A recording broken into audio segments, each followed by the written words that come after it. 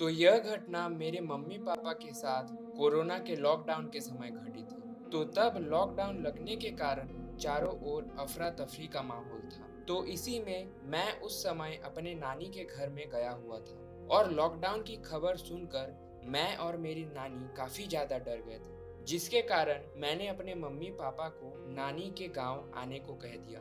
तो इसी में मेरे मम्मी-पापा भी काफ़ी ज़्यादा टेंशन में थे। इसीलिए वे लोग भी कुछ सोचे समझे बिना ही नानी के गांव की ओर निकल पड़े। तो मेरे नानी का गांव कानपुर से करीब 15 से 20 किलोमीटर दूर था। तो इसी में मेरे मम्मी पापा दोपहर करीब 2 से ढाई बजे गांव की ओर निकल पड़े, जिसके बाद उन्हें गांव की ओर आते आते तकरीबन रात हो गई थी। इसके अलावा सड़कें और गलियां भी लॉकडाउन की वजह से बिल्कुल सुनसान थी।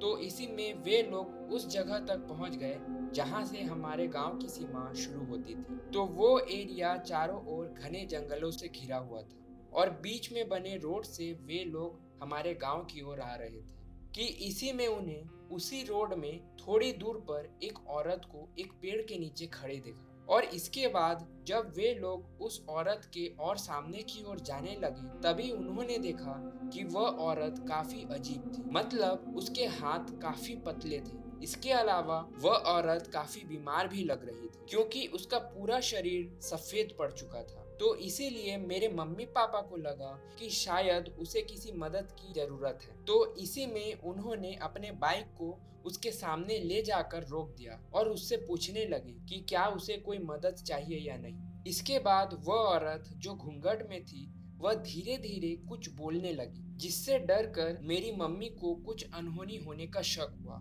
और वो पापा को वहां से जल्दी से जाने को कहने लगी। तो पापा ने भी उनकी बात मान ली क्योंकि उनको भी कुछ गड़बड़ लग रहा था कि इसी में वह गाड़ी स्टार्ट करके कुछ ही दूर गए होंगे कि उन्होंने पीछे मुड़कर देखा कि वही औरत उनके गाड़ी के पीछे तेजी से दौड़ते हुए आने लगी थी। और इसके अलावा उन्होंने देखा कि उसके पैर भी उल्टे मुड़े हुए थे और उसका चेहरा भी किसी भयानक शैतान के जैसे काला था और इसके अलावा उसकी आंखें भी चमक रही थी। तो यह सब देखकर मेरे मम्मी पापा बहुत ज्यादा डर गए और वे अपने कुल देवी को याद करने लगे कि इसी में उन्होंने देखा कि वह औरत अब उनके बाइक के साथ साथ दौड़ रही थी, जिसको देखकर डर के मारे मेरे पापा ने भी हमारे कुल देवी का नाम लेकर बाइक की स्पीड और ज्यादा बढ़ा दी और करीब आधे घंटे तक फुल स्पीड में बाइक भगाने के बाद वे लोग सकुशल गांव पहुंच गए और उन्होंने इस घटना के बारे में हमें भी बताया। जिसके बाद मेरे नानी ने कहा